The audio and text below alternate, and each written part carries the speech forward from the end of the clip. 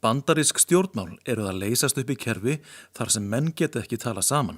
Þetta segir Guðmundur Hálfdanarson, forseti fræðasviðs Háskóla Íslands í viðtali við blaðamann student.is. Telur hann að háskólinn og hið íslenska fræðasamfélag geti lagt sitt af mörkum til þess að skýra betur stöðuna í bandarískum stjórnmálum, enda hafi fræðimenn skyldu að gegna gagnvart samfélaginu og fræðigrein sinni. Það sem að við kemur til dæmis háskólapólitík og vísindapólitík almennt, að þá sé það augljóst að starfsmenn háskólans og háskólinn sem slíkur getur haft áhrif. Og þá auðvitað fyrst og fremst í samstarfi við aðra. Það eru fjölda sviðar sem að ég held að Íslendingar og íslenskt fræðasamfélagi eigi að vera virt. Og þar held ég að sé mikilvægt að vinna svona í samhengi við hið alþjóðlega vísindasamfélagi, því að við svo sem einum sér höfum kannski ekki mikil áhrif á hugsunarhátt Bandaríkjaforseta.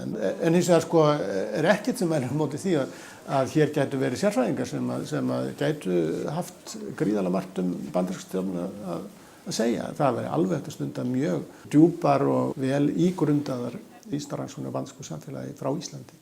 Guðmundur segir að stundum verðum við að stappa niður fæti og segja hingað og ekki lengra.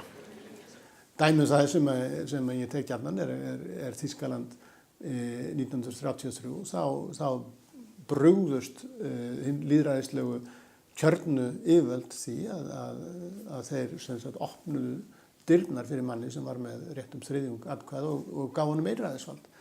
Og það er víti til varnaðar.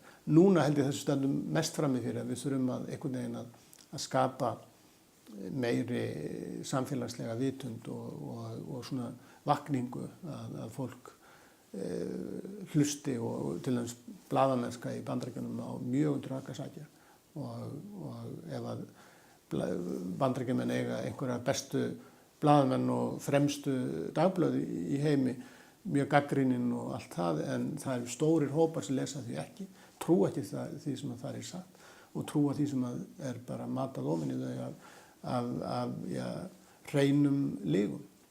Það er hættulegt.